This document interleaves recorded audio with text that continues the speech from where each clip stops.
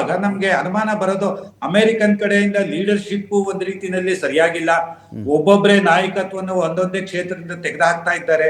ಈಗಂತೂ ನೋಡಿದ್ರೆ ಈ ನೆಕ್ಸ್ಟ್ ಬೀಳೋದು ಪೇಟ್ ಹೆಗ್ಸೆಟ್ಗೆನೆ ಬೀಳೋದು. ನೆಕ್ಸ್ಟ್ ಡೆಮೋಕ್ರೆಸ್ ಸೋರ್ಡ್ ಅಂತೀವಲ್ಲ, ಅದಿದೆ ಅವ್ರ ಮೇಲೆ. Fine. ಹಾಗಾಗಿ ಈಗ ಅಮೆರಿಕ ಕಡೆಯಿಂದ ನಿಜವಾಗ್ಲೂನು ಇನ್ನೊಂದು ದೊಡ್ಡ ಪಾಠ ದೇಶದ ಪ್ರತಿ ದೇಶಗಳಿಗೂ ಏನು ಅಂದ್ರೆ, ಈಗ ನೋಡಿ ಹಿಂದಿನ ರೀತಿ ನೌಕಾಪಡೆಗಳನ್ನೇ ನಾವು ಕಟ್ಕೊಂಡು ಯುದ್ಧದಲ್ಲಿ ಗೆಲ್ತೀವಿ ಅನ್ನೋ ಒಂದು ಕಾನ್ಫಿಡೆನ್ಸ್ ಯಾರಿಗೂ ಇರೋದಲ್ಲ. ಇನ್ನೇನಿದ್ರು ಡ್ರೋನ್ ವರ್ಷನ್, ಇನ್ನೇನಿದ್ರು missile version, shoulder held missiles ಈ ರೀತಿನಲ್ಲಿ ಇರುತ್ತೆ. ಹಾಗಾಗಿ ಇರಾನ್ ಹತ್ರ ಇರತಕ್ಕಂತಹದ್ದು ಏನು ಅಂದ್ರೆ ಮುಖ್ಯವಾಗಿ ಒಂದ್ ರೀತಿ ಕಡಿಮೆ ರೇಟಿನ ಬಹಳ ಎಫೆಕ್ಟಿವ್ ಆಗಿರುವಂತ ಆಯುಧಗಳು.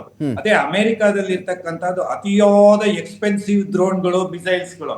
ಅಮೆರಿಕ ಎಷ್ಟು ಕಳ್ಕೊಳ್ತಾರೋ ಅಷ್ಟು ಅವರಿಗೆ ಬಜೆಟ್ ನಲ್ಲಿ ಹಾಳಾಗತ್ತೆ. ಅವ್ರ ಬಜೆಟ್ ಕೂಡ ಪ್ರಭಾಕರ್ ಸರ್ ಮಾತಾಡ್ತೀನಿ ನಿಮ್ಮನ್ನ. ಈಗ ಹೊಸ ಬಜೆಟ್ ನಲ್ಲಿ ಟ್ರಂಪ್ ಅವರು 500 ಬಿಲಿಯನ್ ಇಟ್ಟಿದ್ದಾರೆ.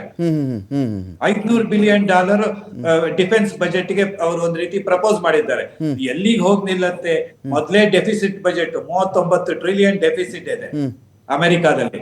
ಮತ್ತೆ ಅವರು ಯುದ್ಧಕ್ಕೆ ಪ್ರತಿ ವರ್ಷ ಖರ್ಚು ಮಾಡೋದು, ನಿಮ್ಗೆ ಕಂಟಿನ್ಯೂಸ್ ಬಜೆಟ್ ವರ್ಷಾನುವರ್ಷ ತಕೊಂಡ್ರೆ ಒಂದ್ ರೀತಿ $750 ಬಿಲಿಯನ್ ಅವರೆಲ್ಲಾ ಕಡೆ ಇದ್ದಾರೆ.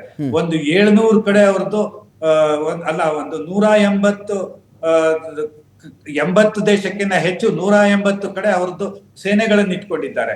ಇದೆಲ್ಲ ಅನಾವಶ್ಯಕ ಇದೆ.